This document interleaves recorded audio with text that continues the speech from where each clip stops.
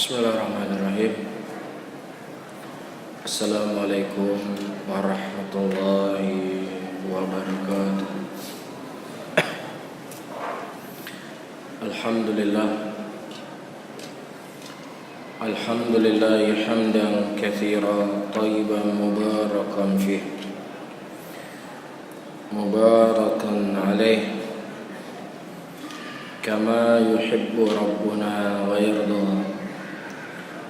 Asyhadu an la ilaha illallah wahdahu la syarika lah,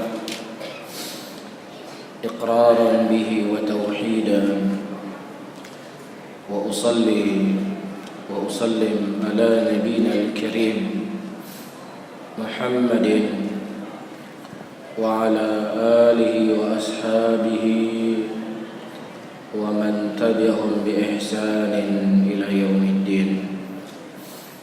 Saudara-saudaraku kaum muslimin dan kaum muslimat yang dirahmati oleh Allah, kita akan melanjutkan kembali pembahasan kita di malam ini, yaitu mengenai an-nadhr atau an-nadhru.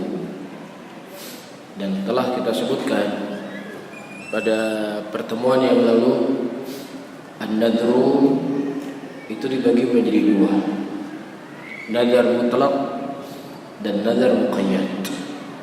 Ya, insyaallah taala malam ini kita lanjutkan pembahasan kita mengenai nadhar mubah dan nadhar yang di dalamnya ada maksiat.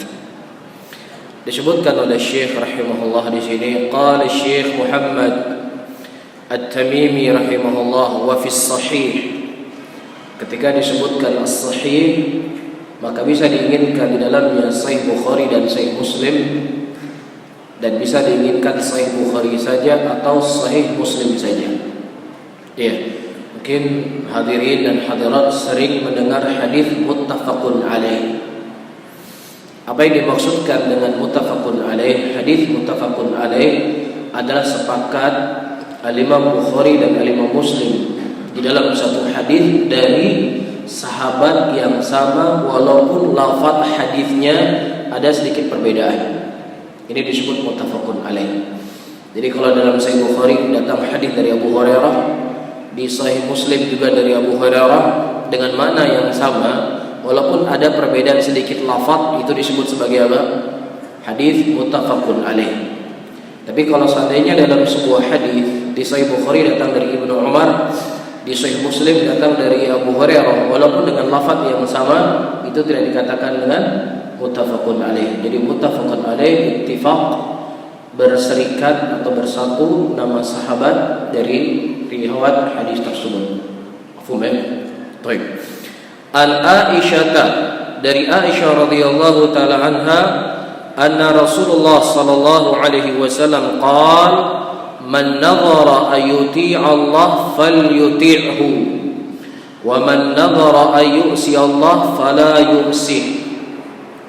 Kata Nabi sallallahu alaihi wasallam, barang siapa yang seseorang bernadar untuk mentaati Allah, maka taati nadar tersebut, jalani nadar tersebut. Dan kalau seandainya seseorang bernadar untuk bermaksiat kepada Allah dalam nadarnya, maka tidak boleh dia maksiati Allah dalam nadarnya tersebut. Jelas di sini? Baik. Disebutkan oleh Syekh Shalih Al-Fauzan hafizahullah ketika beliau mensyarah hadis ini, kata beliau, qala Syekh, wa man nadhara ay ya'si Allah fala yu'si, atau man nadhara ay yuti Allah falyuti'hu bi salatin bi siyamin bi hajjin bi umratin bi sadaqah bi i'tikaf atau bi ghairi dzalik min anwa'it ta'at. Misalnya seseorang bernadar untuk berpuasa Senin Kamis, seseorang bernadar untuk melakukan ibadah umrah, seseorang bernadar untuk mengulang-ulangi haji. Kita ketahui haji itu diwajibkan bagi seorang seumur hidup sekali. Nah, haji yang kedua sudah tidak dianggap lagi apa? Wajib baginya. Nah, dia terus bernadar, setiap tahun saya akan berangkat haji. Ya, ini namanya nazar-nazar yang di dalamnya ada ketaatan kepada Allah, maka wajib untuk dia tunaikan apa yang telah dia nazari tersebut. Mafhum? Tapi adapun nazar yang itu bentuknya maksiat kepada Allah, kan nazara ayyaqta rahimahu. Misalnya seseorang bernazar untuk memutus tali silaturahmi. Dia katakan, saya bernazar tidak mau lagi bertemu dengan adik saya. Ini haram atau tidak? Haram. Saya bernazar tidak akan lagi menginjak kaki saya ini ke rumah ibu saya. Saya bernazar untuk tidak menginjak kaki saya ke rumah mertua saya. Inilah nazar-nazar yang di dalamnya mengandung maksiat kepada Allah dan tidak boleh ditaati, tidak boleh dijalankan nazar tersebut. Ya. Atau seseorang ya bernazar maksiat, ya misalnya ingin membunuh seseorang, saya bernazar akan saya bunuh dia. Ya, atau saya bernazar akan saya pukul dia. Maka nazar-nazar seperti ini tidak boleh dijalani, bahkan haram ketika dia menjalankan nazar tersebut. Fahada la yajuz wafa bihi li'annahu ma'siyatun. Dan itu tidak boleh ditunaikan karena nazar yang seperti ini merupakan nazar yang maksiat. Li'anna al-qatla bighairi haqqin ma'siyatun kabirah, fala yajuzul wafa'u bih. Dikarenakan membunuh itu merupakan dosa besar dan tidak boleh dia menunaikannya. Au nadar ayatruk as-salah au yashribul khamar. Atau seseorang bernazar, hari ini saya bernazar tidak menghadiri salat subuh. Hari ini saya bernazar tidak mau salat isya misalkan. Iya. Atau dia bernazar, hari ini saya akan mabuk. Ya, atau saya bernazar hari ini saya akan hisap rokok. Maka nazar-nazar yang seperti ini tidak boleh ditunaikan. Ya, tidak boleh dijalani karena nazar inilah bentuknya apa? Maksiat kepada Allah Subhanahu wa taala. Kullu hadhihi an-nuzur ma'siyah, sawan kanat ma'siyah bi tarki wajib atau bi fi'lil muharram. Nazar-nazar ini semuanya adalah nazar-nazar yang muharram. Apakah seseorang menjalankan apa yang diharamkan oleh Allah atau dia meninggalkan apa yang diwajibkan oleh Allah Subhanahu wa taala, itu semuanya adalah nazar maksiat yang tidak boleh ditaati. Wa min dzalika bal aula idza nadhara lil qubur lianna an-nadhara lil qubur syirkun wa a'dham min al ma'asi. Maka kata Syekh rahimahullah, begitu juga ketika seseorang bernazar kepada kubur, kalau seandainya saya sembuh dari penyakit saya, atau kalau seandainya anak saya sembuh dari penyakitnya, atau kalau seandainya saya punya anak, atau kalau seandainya saya punya cucu, ya, maka saya akan menyembelih seekor kambing di makam fulan. Ya, saya akan menyembelih, ya, menumpahkan darah kepada makam keramat tersebut. Maka ini merupakan apa? Nazar yang itu bentuknya syirkun billah, yang bentuk maksiat saja. Tidak boleh seseorang menunaikannya, apalagi nazar yang itu bentuknya apa? Syirkun billah. Jelas ya? Karena nazar ini adalah salah satu dari jenis ibadah. Dan yang namanya ibadah tidak boleh dipalingkan kepada selain dari Allah Subhanahu wa taala. Ya, wa annal masajida lillah fala tad'u ma'allahi ahada. Bahwasanya masjid-masjid itu adalah milik Allah dan tidak boleh disekutukan Allah Subhanahu wa taala dengan sesuatu apapun dalam peribadatan. Apakah dalam doa, apakah dalam isti'anah, apakah dalam istighatsah, ataukah dalam an-nazar. Jadi tidak dibolehkan. Nah, kemudian kata Syekh rahimahullah, fala yajuzu lahu al-wafa' bihi kama idza nadhara ayadhbah lil badawi aw yadhbah li ain darikhin min adriha. Ya, dan ini tidak dibolehkan seperti seseorang bernazar untuk menyembelih, ya, hewan di kuburannya Baidawi. Ya, salah satu kuburan yang dikeramatkan oleh orang Mesir. Ya, salah satu kuburan yang dikeramatkan oleh orang Mesir. Mungkin saya pernah cerita di masjid ini, ya, bagaimana sebagian orang Mesir sangat mengagungkan kuburan Baidawi ini. Ya, ketika itu ada seorang supir taksi yang sudah menjadi kebiasaan mereka kalau melewati kuburan Baidawi, mereka serahkan sejumlah uang agar Baidawi itu bisa memberikan keselamatan kepada mereka dalam perjalanan. Ya, kemudian kebetulan pada waktu itu yang mengendarai taksi ini seorang penuntut ilmu yang dia faham dengan tauhid, yang faham tentang syirik. Kemudian dikatakan kepada supir taksi ini, enggak perlu kita serahkan kepada sesuatu kepada selain Allah. Karena yang menyelamatkan kita adalah Allah. Yang memberikan manfaat kepada kita hanya Allah. Yang menghilangkan mudarat dari kita hanya Allah Subhanahu wa taala. Adapun kubur Baydawi, walaupun beliau adalah orang yang saleh misalkan, walaupun dia orang yang taat misalkan, tidak bisa memberikan apapun kepada kita. Ya, kemudian karena dia tidak enak, akhirnya dia jalan. Disebutkan oleh Syekh Syekh Hafizahullah, ketika orang ini bawa mobil, keluar keringat dinginnya, saking takutnya. Ya, mungkin dia tidak memiliki ketakutan seperti itu ketika dia meninggalkan sholat. Ya, mungkin tidak ada rasa was-was seperti yang diceritakan ketika dia bermaksiat kepada Allah Subhanahu wa taala. Tapi ketika ini menyelisih dari keyakinan dia, karena memang dia tawakalnya sangat tinggi kepada Baydawi, keluar keringat dingin. Dan subhanallah, Allah selamatkan mereka. Kemudian penuntut ilmu ini mengajarkan orang di tauhid. Kan saya sudah katakan sama kamu bahwasanya Baydawi ini tidak bisa memberikan apapun kepada kita. Dia tidak bisa memberikan keselamatan bagi kita. Yang memberikan keselamatan kepada kita hanya Allah Subhanahu wa taala. Terbukti. Kita tidak beri uang, kita selamat sampai ke tujuan. Apa kata laki-laki supir taksi ini? Dia mengatakan Baydawi itu masih memiliki rahmat sama kita. Dia masih sayang sama kita. Kalau dia tidak sayang sama kita, habis kita. Bisa celaka, bisa cukir balik mobil kita. Hasbunallahu wa ni'mal wakil. Ya, penjajahan dari sisi atau penjajahan hati itu jauh lebih berbahaya daripada penjajahan fisik. Kalau yang menjajah kita dari sisi fisik, saudara-saudara kaum muslimin, kita paham ini musuh kita, tahu kita. Ya, kita bisa tahu dari ujung rambutnya sampai ke ujung kakinya, inilah musuh kita. Tetapi penjajahan dari sisi hati, ya, atau penjajahan yang itu bentuknya syirik kepada Allah Subhanahu wa taala, ini terkadang tersamar bagi sebagian orang. Terlebih Nabi SAW menyebutkan dalam hadisnya, ya, disebutkan oleh Nabi SAW, syirik itu tersembunyi, ya, bagaikan semut yang berwarna hitam berjalan di atas batu yang berwarna hitam di malam gelap gulita. Tersembunyi, kadang orang nggak sadar kalau itu syirik. Al-Imam Ibnu Qayyim rahimahullah menyebutkan dalam kitab beliau Ad-Da' wa Dawa, satu penyakit yang mungkin penyakit itu banyak tidak diketahui oleh banyak orang, kalau itulah syirik kepada Allah, al-ishq. Pada dengar itu penyakit al-ishq. Penyakit ishq ini adalah penyakit mabuk cinta. Mabuk cinta. Setiap nafas yang keluarkan, aku selalu teringat dengan namamu. Tanpa dirimu aku tidak bisa hidup. Dengan melihat wajahmu akan terasa kesejukan hatiku. Engkau bagaikan pelita dalam hidupku.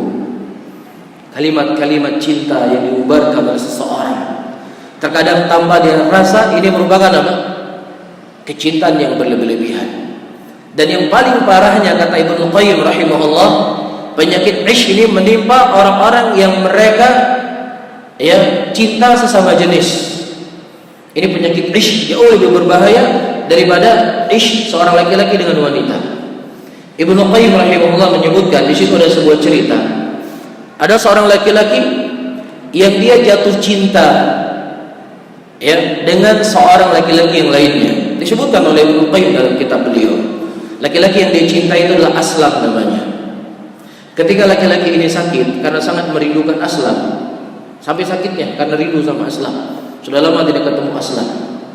Kemudian tiba-tiba datang khabar Aslam akan menjenguknya. Aslam akan menziarahi dia. Subhanallah, dengan serta merta orang ini yang tadinya sakit tiba-tiba sehat. Karena orang yang dia tunggu kehadirannya akan datangi dia. Ya, kemudian tiba-tiba Aslam tidak jadi datang. Kemudian dia berkata, datangnya Aslam kepadaku sekarang ini lebih aku rindukan daripada datangnya rahmat Allah Subhanahu wa taala kepadaku. Kemudian dia mati. Mati dengan di atas kekufuran dan kesyirikan kepada Allah Subhanahu wa taala. Ya, datangnya Aslam lebih aku rindukan daripada apa? Datangnya rahmat Allah Subhanahu wa taala. Ini para hadirin yang dirahmati Allah, jalan-jalan kesyirikan itu sangat banyak sekali. Ya, penjajahan dari sisi ibadah penjajahan dari sisi akidah jauh lebih berbahaya dari penjajahan dari sisi fisik, karena kita tahu musuh yang ada di hadapan kita. Bisa dipahami di sini? Baik.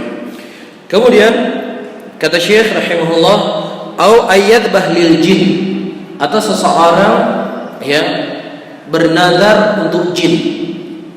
Bernadar untuk jin. Saya pernah dicerita oleh seseorang ya, ketika saya mengisi pengajian subuh di Masjid Rumah Sakit Umum Zainal Abidin. Jadi beliau bercerita ya, pada waktu itu beliau ingin meraih atau ingin mendapatkan kekayaan yang dicita-citakan, ingin punya uang, ingin punya harta dan seterusnya. Akhirnya datang dia ke seorang dukun ya, kemudian dukun tersebut memerintahkan kepadanya untuk membuat ritual. Ritualnya itu dia disuruh membeli ayam berwarna hitam yang ada di sebuah tempat di Indonesia ini, harganya sekitar 20 juta rupiah. Iya, harganya berapa? 20 juta rupiah. Kemudian beliau masuk ke makam, katanya di makam keramat, tempat orang suci dan seterusnya. Ya, kemudian dia mulai menyembelih ayam tadi yang dia beli dengan harga 20 jutaan rupiah, kemudian ditaburkan darahnya di sekitar kuburan tadi. Ya, kemudian muncul ya dari dalam kubur ya seorang laki-laki yang memakai baju serba putih, ya sorban putih, bajunya putih, semuanya putih. Kemudian mereka berbicara. Ini hakikatnya apa? Hakikatnya adalah jin. Hakikatnya adalah syaitan yang dia mengajak manusia untuk beribadah kepadanya. Karena keyakinan kita sebagai seorang muslim, orang yang sudah meninggal itu tidak akan mungkin bisa kembali ke dunia. Tidak mungkin bisa kembali. Nah, kalau seandainya ada orang mengatakan, saya lihat kok bapak saya ketika meninggal hari ke-7 datang ke rumah, saya lihat, bahkan ada fotonya, bahkan ada saya lihat di CCTV, ada buktinya semuanya. Kita katakan, ya, mana yang lebih kita percaya? Ucapan Allah Subhanahu wa taala ataukah pengakuan seseorang? Apa kata Allah dalam Al-Qur'an? Rabbirji'uni la'ali a'malu salihan fima tarak. Kalla innaha kalimatun huwa qailuha wa min waraihim barzakhun ila yaumi yub'atsun. Kata Allah Subhanahu wa taala menyebutkan orang-orang yang menyesal setelah mereka wafat atau setelah mereka mati. Mereka mengatakan, Rabbirji'uni, ya Rabbku, kembalikanlah aku ke dunia supaya aku bisa beramal dengan amalan yang telah dahulunya aku tinggalkan. Jadi dia ingin dikembalikan ke dunia untuk apa? Beramal soleh. Apa kata Allah? Kalla, sekali-kali tidak, kamu tidak akan dikembalikan ke dunia. Dan dengan ayat ini para ulama mengatakan orang yang sudah meninggal itu tidak akan mungkin dia kembali ke dunia. Jangankan untuk ziarah, untuk lihat-lihat rumah, untuk lihat anaknya, untuk ibadah saja tidak diberikan izin oleh Allah Subhanahu wa taala. Jadi siapa orang-orang yang mereka mirip dengan bapak kita? Inilah syaitan yang dia menjelma ya, atau menyerupai bapak ataukah ibu kita atau orang yang kita cintai. Jelas di sini. Nah, sebagaimana dikuatkan hadis yang disebutkan ya, nanti di akhir zaman akan datang Dajjal, di antara fitnah ya yang akan dilakukan oleh Dajjal kelak di akhir zaman, dia akan menyerupai seseorang yang mirip dengan ibu dan bapak kita. Ya, kemudian seseorang yang mirip dengan ibu dan bapak kita berkata, "Wahai anakku, sesungguhnya inilah Tuhanmu, sembahlah dia." La ilaha illallah, ini fitnah besar.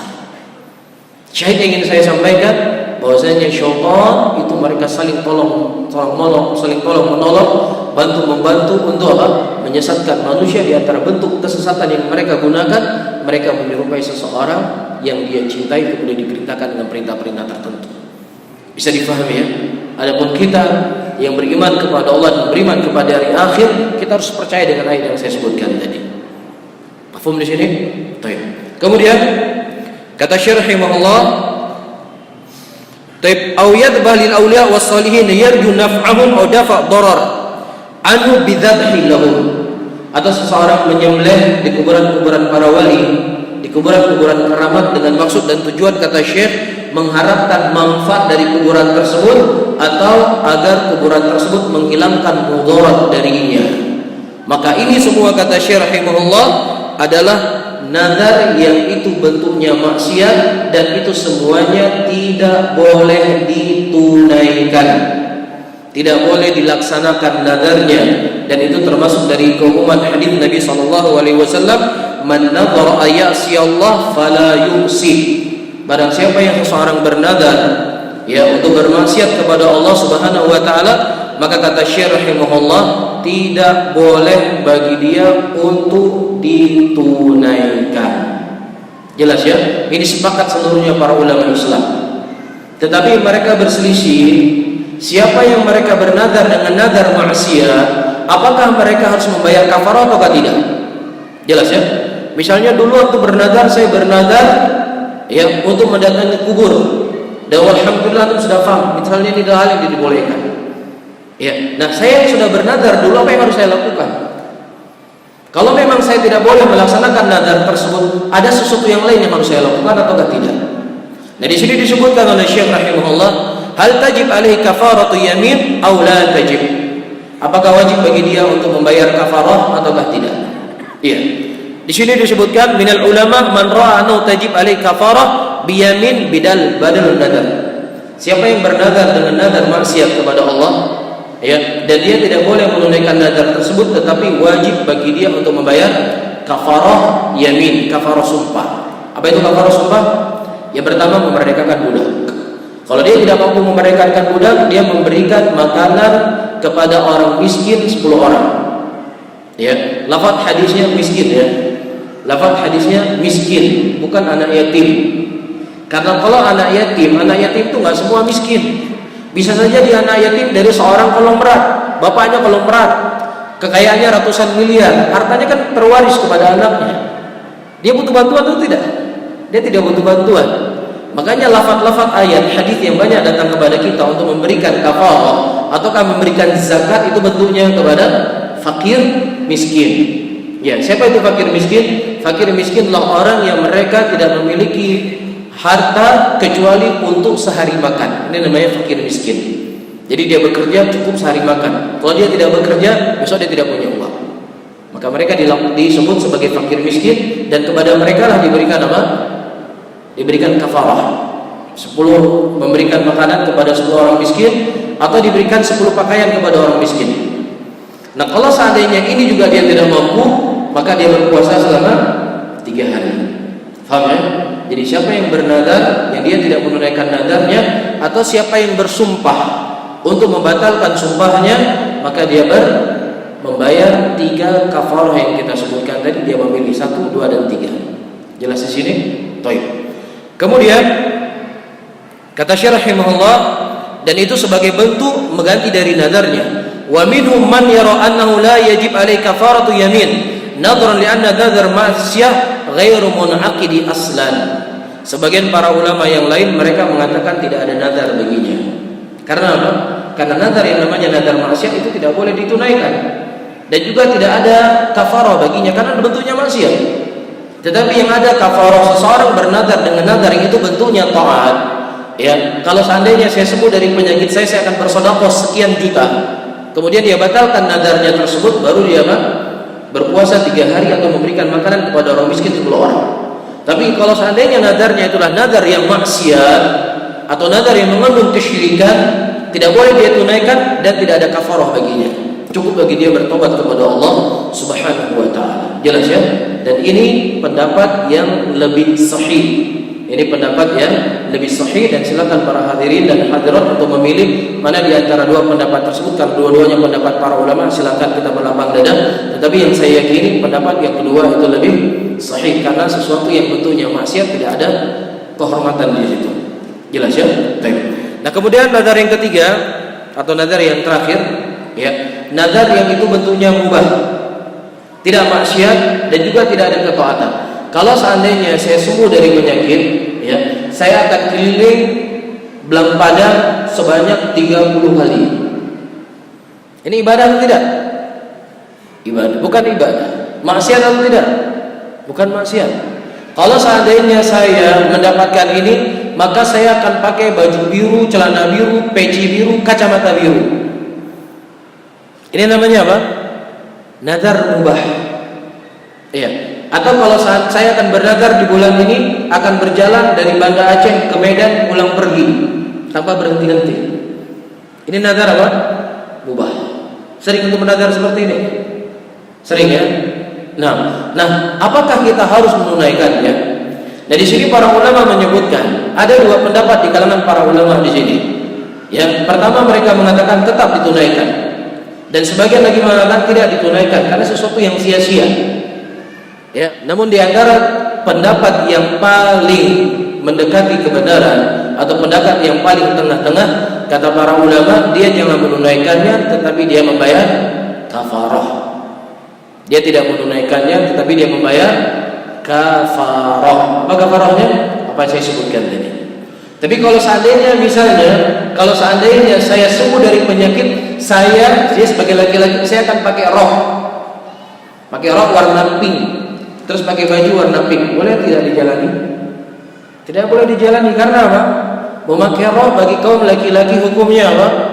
Muharram. Ya, dan dia masuk kepada nazar yang haram tadi. Faham ya? Dan juga dari antara nazar yang tidak boleh ditunaikan atau tidak ditunaikan, nazar yang itu dia tidak memiliki sesuatu tersebut. Kalau seandainya saya sembuh dari penyakit, kamu harus memberikan makanan kepada orang miskin sebanyak 100 orang. Dia tunjuk orang lain untuk membayar kafarah. Apakah orang lain yang ditunjuk tersebut wajib untuk menunaikannya? Tidak ada kewajiban. Nabi SAW mengatakan tidak ada nazar yang nazar penunaian nazar itu bentuknya maksiat, dan tidak ada nazar yang tidak dimiliki oleh seorang manusia. Jelas ya? Nah, wallahu taala alam bisawab. Dengan berakhirnya pembahasan nazar yang mubah, berakhirnya pembahasan kita dalam masalah nazar, dan insyaallah pada pertemuan yang akan datang kita masuk pembahasan yang baru, yaitu tentang al-isti'adzah bi ghairillah, beristi'adzah kepada selain Allah Subhanahu wa taala. Tapi mungkin ada sesuatu yang mau disampaikan atau ditanyakan, silakan.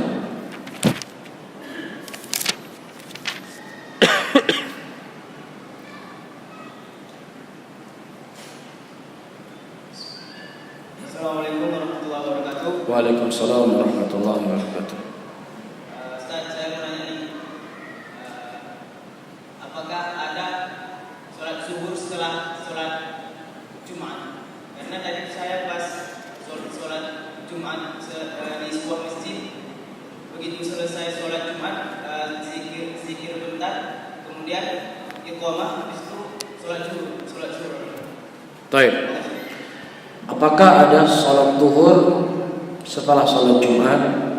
Saudara-saudaraku muslimin dan muslimat yang dirahmati oleh Allah Tabaraka wa Ta'ala, al-ibadah itu hukumnya tauqifiyah. Al-ibadah itu tauqifiyah. Apa itu tauqifiyah? At-tauqifiyah yaitu kapan ada dalil di situ kita lakukan, kapan tidak ada dalil di situ kita tidak melakukannya. Ini konsep dalam seseorang beribadah. Ya, kapan ada dalil dia lakukan, kapan tidak ada dalil dia tidak melakukannya. Atau kaidah dalam ilmu usul, hukum asal daripada ibadah adalah terlarang sampai datang dalil yang memerintahkannya. Sebagaimana hukum asal dari dunia ini, perkara dunia adalah apa? Mubah sampai datang sesuatu yang mengharamkannya. Nah, ini kaidahnya. Saya ulangi. Hukum asal dari ibadah adalah terlarang sampai datang dalil kepada kita perintah ya, yang diperintahkan oleh Allah dan Rasulnya dalam ibadah tersebut. Ini. Kemudian yang kedua, hukum asal daripada perkara dunia adalah mubah, boleh, apa saja boleh, sampai datang dalil yang mengharamkannya. Selama tidak datang dalil yang mengharamkan, hukum asalnya apa? Boleh. Ini kaidah. Iya. Nabi SAW adalah orang yang paling sangat menjaga ibadah wajib beliau. Iya, beliau sangat menjaga ibadah wajib beliau. Dan beliau sangat menjaga hal-hal yang bisa menyempurnakan ibadah wajib beliau. Di antara hal-hal yang beliau gunakan untuk menyempurnakan ibadah wajib beliau adalah salat sunat rawatib. Salat sunat rawatib. Jelas ya? Nabi SAW mengatakan dalam hadisnya, man shalla 12 rak'atan fi kulli yawmin wa laylah bunya lahu baitan fil jannah. Hadis datang dari Aisyah, keluarkan oleh Imam Muslim dalam sahihnya. Rasulullah sallallahu alaihi wasallam mengatakan, barang siapa yang seseorang salat sunnah rawatib 1 hari 1 malam 12 rakaat, maka Allah Subhanahu wa taala akan membangunkan baginya apa? Rumah di surga. Iya, rumah di surga. Baik. Imam Nawawi ketika beliau menyebutkan hadis ini, kenapa Rasulullah sallallahu alaihi wasallam menghasut orang untuk melaksanakan salat sunnah rawatib? Karena untuk menyempurnakan salat wajib. Ada sesuatu yang kurang dari salat wajib disempurnakan dengan salat sunat yang dia lakukan. Dan sedikit faedah, banyak soal yang mungkin datang, berapa sebenarnya salat sunat rawatibnya Nabi sallallahu alaihi wasallam? Karena beraneka ragam datang lafaz hadis. Iya. Al-Imam Nawawi beliau menyimpulkan, ya, di dalam syarah beliau menjelaskan berapa rakaat salat sunat rawatib dari hadis-hadis yang beliau nukilkan. Di dalam syarah Sahih Muslim, Al-Imam Nawawi menukilkan ada beberapa hadis dari Nabi, dan kalau dihitung Nabi sallallahu alaihi wasallam salat sunat rawatib itu 22 rakaat. Paham ya? Dari hadis-hadis yang dinukilkan oleh Al-Imam Nawawi, Rasulullah sallallahu alaihi wasallam beliau salat sunat rawatibnya 22 rakaat. Dan kemudian kata Imam Nawawi, nah bagaimana dengan lafaz hadis yang 12 tersebut? Kata Imam Nawawi, 12 ini bukanlah pembatas. Namun ketika dia salat sunnah rawatib 1 hari 1 malam 12 rakaat, maka itu sudah mencocoki apa? Sunnatin Nabi sallallahu alaihi wasallam. Tapi kalau dia melakukan 22 rakaat, maka itu lebih baik. Bisa dipahami ya? Inti yang ingin saya sampaikan, ya, semakin ya seseorang banyak melakukan ibadah sunnah, maka akan semakin menyempurnakan apa? Salat wajibnya. Jelas ya? Apa sisi keterkaitan pembahasan ini dengan pembahasan sebelumnya? Sisi keterkaitannya saudara-saudara kaum muslimin, salat Jumat merupakan salat yang sangat agung, ibadah yang sangat mulia. Kalau seandainya dengan kita melaksanakan salat zuhur ini akan lebih menyempurnakan salat Jumat, pasti Nabi sallallahu alaihi wasallam akan memerintahkan umatnya. Faham ya? Tetapi sepengetahuan yang kita ketahui, Nabi sallallahu alaihi wasallam tidak pernah mengajarkan dan menganjurkan kepada kita mengulangi salat Jumat setelah salat zuhur setelah salat Jumat. Baik. Kemudian yang ketiga, para ulama menyebutkan, kenapa salat Jumat itu hanya 2 rakaat? Kenapa tidak 4 rakaat seperti salat zuhur? Mereka menyebutkan dikarenakan dalam mazhab Syafi'i disebutkan khutbatul Jumat ini menggantikan 2 rakaat yang lainnya. Paham di sini? Jadi ketika dia salat Jumat 2 rakaat dan kemudian ada khutbatul Jumat, maka sempurnalah seakan-akan berapa rakaat? 4 rakaat. Baik. Kemudian selanjutnya, saudara-saudara kaum muslimin dan kaum muslimat yang dirahmati oleh Allah, keraguan-raguan. Ini kan ragu-ragu namanya. Kata Ibnu Qayyim rahimahullah, mengulangi sebuah ibadah setelah seseorang melakukan ibadah dikarenakan was-was dan ragu-ragu, jangan-jangan sholat kita tidak sah. Maka ini kata Imam Ibnu Qayyim rahimahullah, bukan kata saya, kata Ibnu Qayyim, ini merupakan was-was dari syaitan. Iya. Kemudian yang terakhir, dan ada sebab-sebab yang lainnya, ketika seseorang mereka mengulangi dari sholat Jumat, mengulangi kembali sholat zuhur, berarti secara tidak langsung dia mengatakan apa? Ibadah orang-orang pada hari Jumat tersebut apa? Diragukan keabsahannya. Paham di sini? Dan mengatakan amalan seseorang itu sah dan tidak sah itu butuh dalil. Butuh apa? Dalil yang jelas dan gamblang. Kamu salatnya tidak sah. Kenapa? Kamu tidak berwudu tadi. Jelas dalilnya ada. Kamu salatnya tidak sah tadi. Kenapa? Karena kamu tidak menghadap kiblat. Jelas. Ya, syarat sahnya salat apa? Menghadap kiblat. Iya. Kamu tidak sah salatnya tadi. Kenapa? Karena kamu salat Jumatnya cuma 1 rakaat. Bisa difahami? Kamu tidak sah salatnya tadi karena kamu tidak takbiratul ihram. Allahu akbar. Karena takbiratul ihram rukun dari rukun salat. Ini ada dalilnya. Tapi kayaknya kamu bukan ahli Jumat karena kamu begini dan begini. Bisa difahami? Nah, begini ini tidak bisa dijadikan sebagai pegangan untuk dikatakan ibadah sesuatu tidak sah. Bisa difahami ya? Nah, kalau memang Anda misalnya ingin menyempurnakan salat Jumat Anda, perbanyak salat sunnah. Perbanyak salat sunnah. Nabi SAW disebutkan kalau beliau salat di masjid, beliau salat sunnah setelah Jumat 4 rakaat, dan kalau beliau salat di rumah, beliau salatnya berapa rakaat? 2 rakaat. Ini hadis yang datang dari Nabi.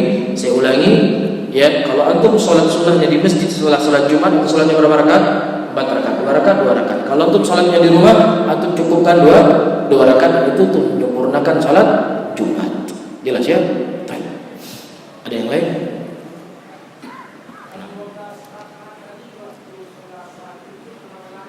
Baik.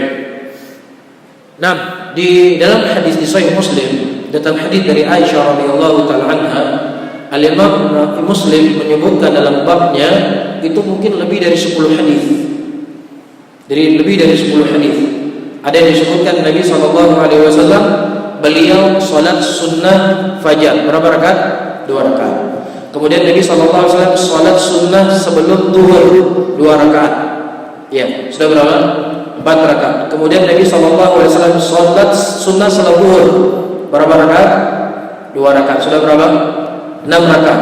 Nabi SAW salat sunnah sebelum asar berapa rakaat? 8 rakaat.